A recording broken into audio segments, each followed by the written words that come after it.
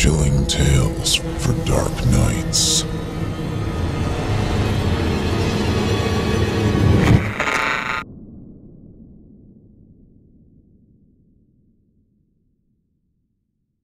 My aunt was a con artist, and she learned from the best, her father. Grandpa never made it big, but he lived for the game. Staying under the radar was probably what made sure he never did get caught. Not once. He was so proud of that. Mom didn't take up the family business. She got religion instead and married a tax accountant. It's so ironic that it sounds like a joke, but it's true. Dad was the best for helping out with math homework.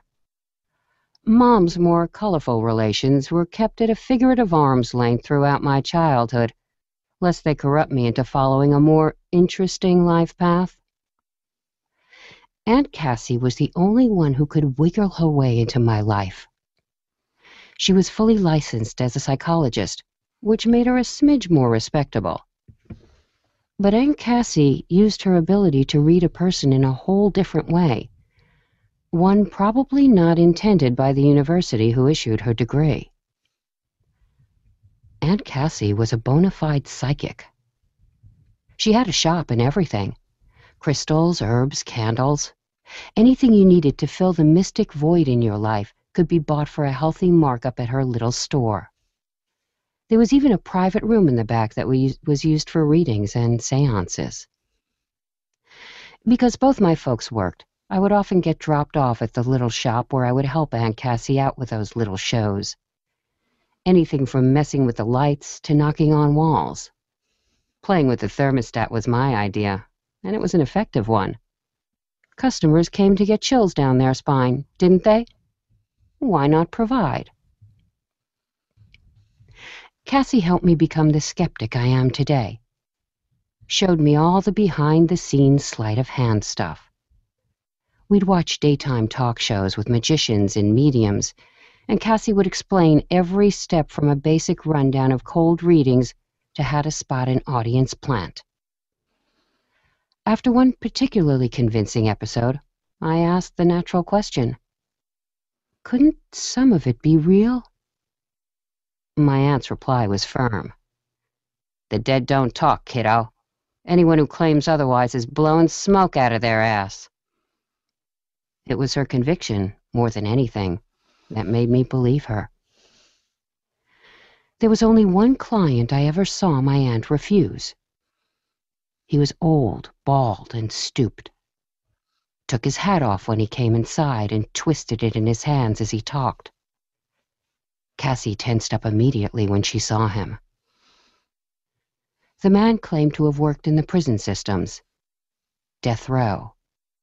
He'd been responsible for carrying out the final punishments of the worst convicted criminals on the planet. In his old age, this tormented him, ate at his soul. He wanted Cassie to contact the souls of the ones he'd killed, so he could apologize and beg forgiveness before he joined them. My aunt threw the most epic fit. I'd never seen her so mad. She hollered and threw things, shouting for him to get out, out, out, out! Shut up! Get out! I hid under the counter with my hands over my ears until he left. Later, I thought her reaction was one of fear because of the man's job. An executioner has to be a con artist's worst fear. Eventually, I got found out. I wanted to put on a magic show for my folks, and stupidly I thought I'd do a medium bit where I pretended to talk to Grandpa for Mom, since she missed him so much. Huge mistake. Mom freaked the hell out and banned me from seeing her sister ever again. I'd left some textbooks at the shop, though, so I got to run in and grab them while Mom fumed in the car outside. Aunt Cassie didn't even have to ask what was wrong. She could read my face after all. I gave her a hug and a teary, snot-filled goodbye. She did tell me one last secret, though. Kiddo, there's a curse in this family that gets passed like a torch. I hope to whatever gods might be out there that I don't pass it on to you when I go. We didn't get to talk again for more than 9 years. That's when Facebook entered the popular public sphere, and no parental ban could keep me from trying to reconnect. It was awkward. She'd had a tough go of life, diagnosed with a schizoid disorder that took her business from her.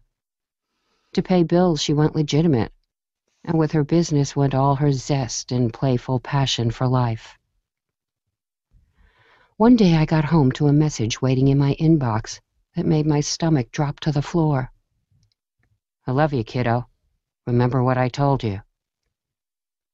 I dialed her number, already crying. No answer. Didn't stop me from dialing again and again and again and again. I was too much of a mess to tell my mom. The police did that for me the next day. Car accident. Drunk driver. The funeral was a blur. Relatives I'd never seen in the flesh packed the church. I sat between my parents in the front row and racked my brain, trying to figure out what it was my aunt wanted me to remember. We followed the hearse to the cemetery in dead silence. The priest did the last little speeches, and then I was left alone by her headstone, still straining to remember. Snatches of my parents' conversation floated in and out of my attention span. If only Cassie hadn't been so cryptic. Expecting such a small turnout, it's a shame. Small turnout? That bothered me. The service had practically been stuffed to the rafters. I turned around to say something, and finally understood. Behind my parents, there was a whole host of people, all standing and staring dead ahead. My parents weren't paying them the slightest attention. The priest muttered some soothing condolences and excused himself, walking right through the thick of the crowd without disturbing a single soul. At the head of the group, looking just like the day I'd seen her last, was Cassie. All the rest in peace sentiment in the world wouldn't have done her any good. Her mouth was wide, wide, wide open, and just like that, I knew. I know what the family curse is. I know why the dead don't talk. They're too busy screaming.